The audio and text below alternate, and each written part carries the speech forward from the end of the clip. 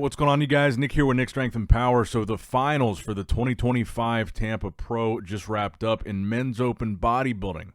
I was a little bit surprised by some of these placings. So let's go through the top 6 placings here. In 6th place, you had John De La Rosa. I was a little bit surprised by that. I had John ahead of Bruno Santos. The judges, however, had Bruno Santos in 5th ahead of John De La Rosa. Now, 4th also really surprised me. John Jewett in 4th place. I really thought that the package that John Jewett brought here was incredible. I thought he was going to be top 3 hands down, but the judges had him in 4th. In 3rd place, again, I want to say how impressed I was with Joe Palacios, the guy in the royal blue trunks. Like I said, when he came out at prejudging on his individuals, I wasn't super familiar with who he was. And when he came out, I was like, man, this guy is wide as a house. He's huge. And then I'm watching him pose. He turns around from the back. He's got striated glutes. He's got deep hamstrings, a ton of detail. He's in really good shape. But just the width of this guy. I'm glad to see kind of a newer guy do well here, a guy that we're not familiar with, because he was really impressive. There were so many shots, so many poses that he had where I was like, man, this guy, it's crazy how wide he is. Even in some of the side shots, he's like the widest guy. And I think this is a really big placing for him, too. This was a really deep lineup, really good show. This is a good top 3 placing for him. Now, in 2nd place, you had Quint Beastwood, Quinton Araya, and in 1st place, you had Jordan Hutchinson picking up the win. I can't say I'm surprised about this. Look, Jordan, going into the show, Jordan was, I think, the most impressive. I think I even said that in a couple of videos. I think the physique updates that we saw from Jordan were more impressive than anybody else's. Conditioning, size. The guy looked undeniably great going into the show. And he looked just as great when it came to the stage. He was probably one of, if not, the most conditioned guy. You could really see the hard work that he had put into this show. Now, like I said, him and Quinton were very apples and oranges. I had a feeling they were going to go with Jordan.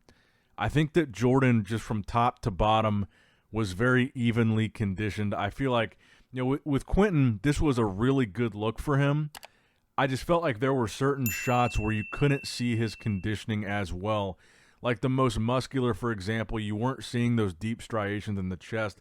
You weren't seeing the detail in the shoulders. But then, like in the side chest pose, you could see the striations in Quinton's chest, and you could see the striations in his shoulders. Then he would hit like a front lat spread, and he would look amazing. Then he'd hit like a back lat spread and maybe not look as good. I just feel like the upper body conditioning was lacking a little bit for Quinton in some poses, and I feel like that's why they gave it to Jordan. I think Jordan deserved it. Jordan's conditioning here from head to toe was very complete, and he was peeled. Now, like I said, Quinton was probably my favorite physique in this lineup, regardless of the condition that he was in.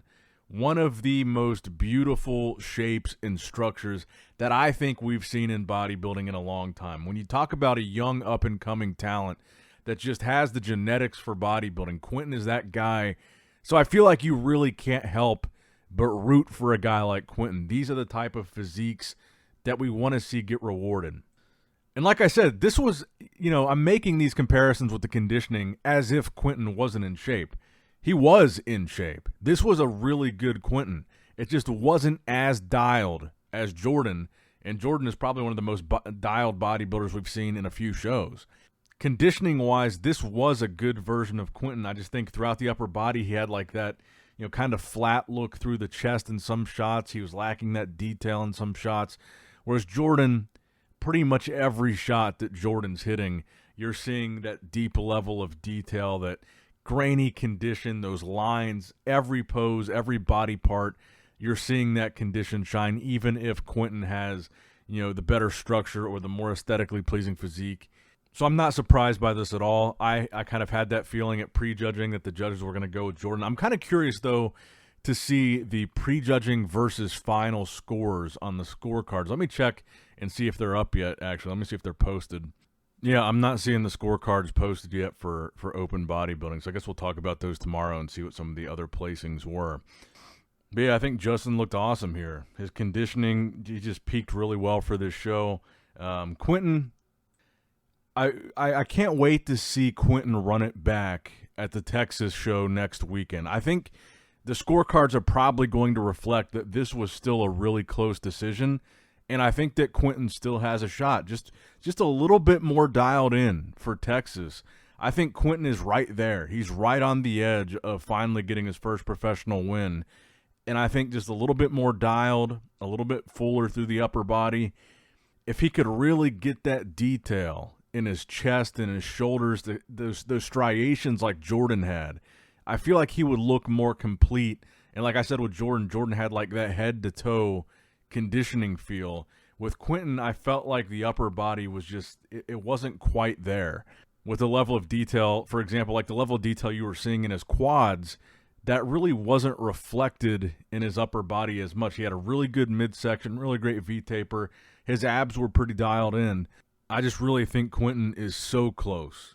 He looked great here. This is probably the best look that I've seen from Quinton to date.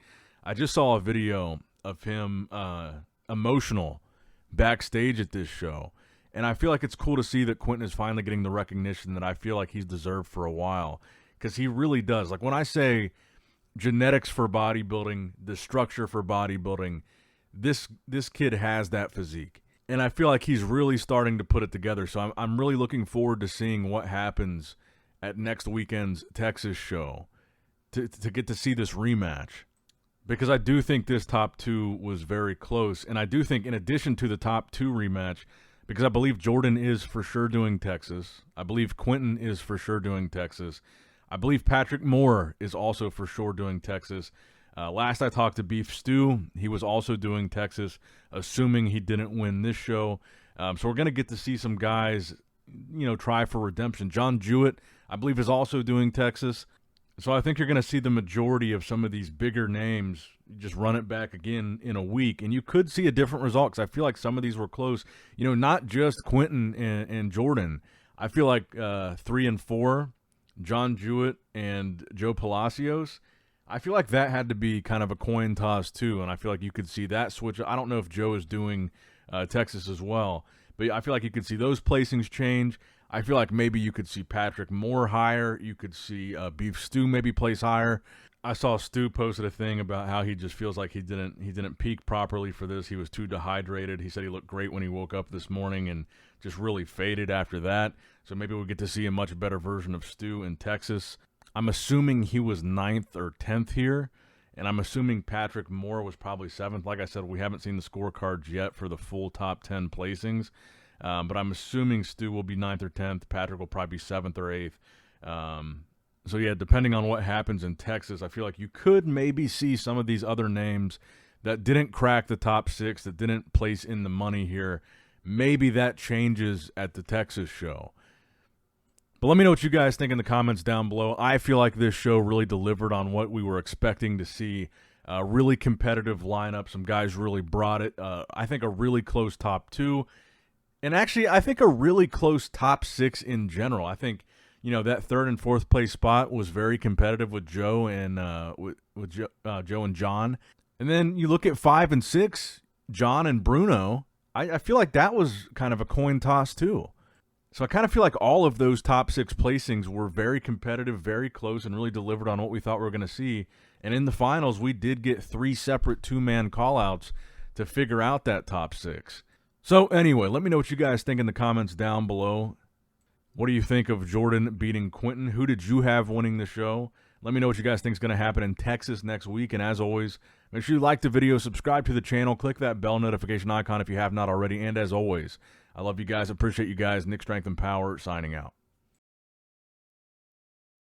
All right, guys, don't forget to click that like button and subscribe to this channel if you enjoy the content. Also, check out my Instagram at Nick Strength Power. My Facebook page, which is simply Nick Strength and Power. My secondary YouTube channel, Nick Strength and Vlogs, for vlogs and bonus content that you will not see on this channel. And consider subscribing to my third YouTube channel, Nick Strength and Pokemon, which is all things Pokemon and trading card games, completely unrelated to this channel. So if you're into that, give that one a look. And all links to merchandise and social media will be in the description box below. If you guys want a Nick Strength and Power t-shirt, that will be in the Shopify link below. Have a great day.